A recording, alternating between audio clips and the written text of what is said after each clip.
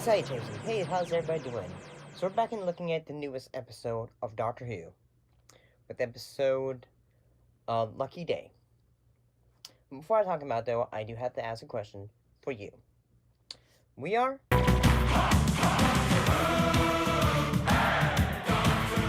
for you. So, before I get into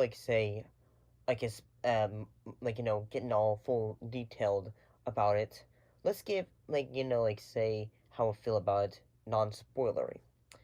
So basically, what this episode is, in a way, it is a Doctor Light episode in which the Doctor, his presence is there, but he's not in the episode as much. And in a way, the story is mostly about the previous companion, Ruby Sunday, and her getting back on the dating scene.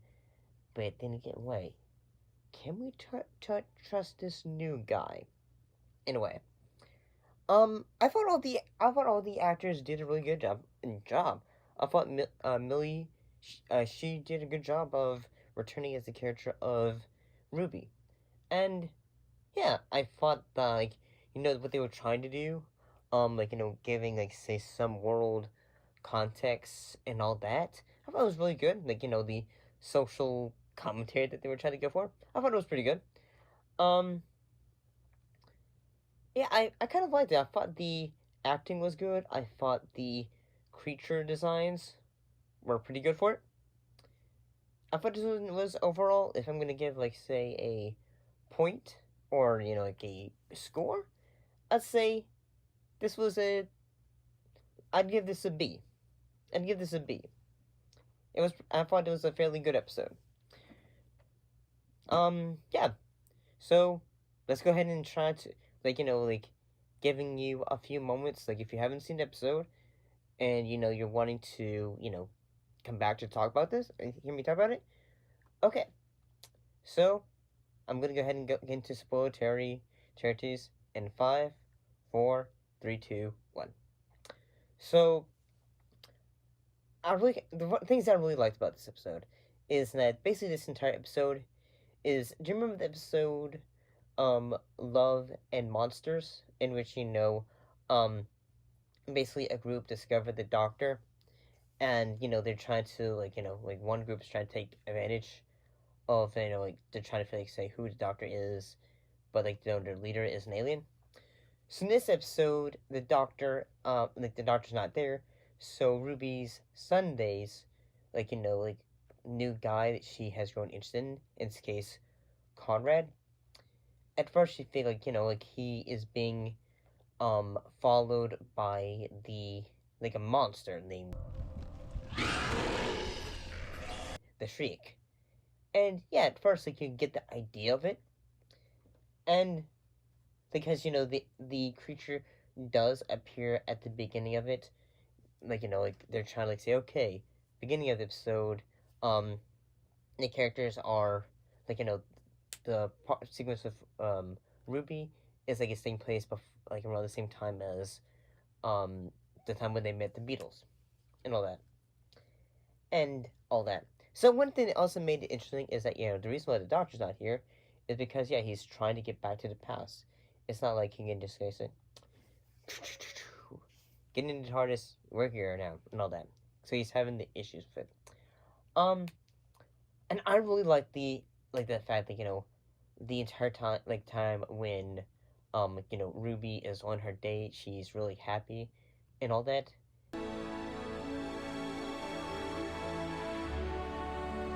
And then suddenly the monsters are coming, and she's called Kate Lethbridge and all that. So we're suddenly feeling say it's the monsters are real and all that, but it's Conrad, and he's just basically How we do, boss?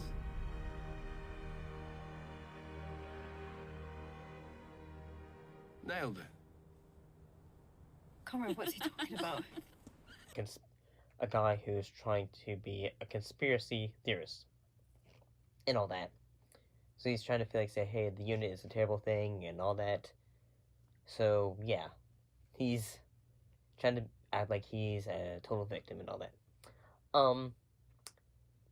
And yeah, like basically he becomes really radicalized. Like there's this sequence in which like he's trying to get into unit and all that. So one thing that ends up happening is like he's trying to say, hey, tell the world that all these monsters, that all these things these gadgets and all, they're all nonsense and all that stuff. So Kate goes like said, like he basically even insults her father and all that, and it's just like say, oh boy, oh no you didn't, good sir. His only legacy was a pack of lies. He was 100 times the man you are. So she goes like say, you wanna play? You wanna play? Mm-mm. She ends up, she basically said, oh, you wanna see the monster, huh? You wanna see the monster? She lets it out of the cage and all that, and just like say, like like a troll online, thinking like they're hot stuff. He like the monster. He becomes a bit scared by the monster. Tell me how to get out! You don't. All cameras, live transmission to Conrad's social media. We're locked down, Conrad. Those vents lead out. And all that. And I do kind of like how, like at first he goes like say, oh gosh, it's gone, it's gone. And he goes like say, ah, it wasn't real, it wasn't real. And then I do love this little moment. It's basically, At least your special effects are improving. it was a jump scare, so I kind of like that. And as you'd expect, like at the end of the episode, the doctor does in a way show up, but it's more. I think it's like say more of a like like a doctor of the past in a way, because the doctor cannot have be teleported because he's with Belinda Chandras. So how is this possible? So he basically um he basically tells Conrad and goes like say, you know you're not all that and all that. So he says that yeah you're gonna be stuck in that cage for a long time. You want spoilers? I'll tell you your future. You die in a prison cell, boiling in anger and poison, until your heart packs in age 49, alone and unloved. And it does make me wonder though, what exactly is Mrs. Flood? What is her end game and all that? Since she does appear again, and it seems like she's always appearing. Could this be like what they tried to do with the character of Susan from the previous season, in a way?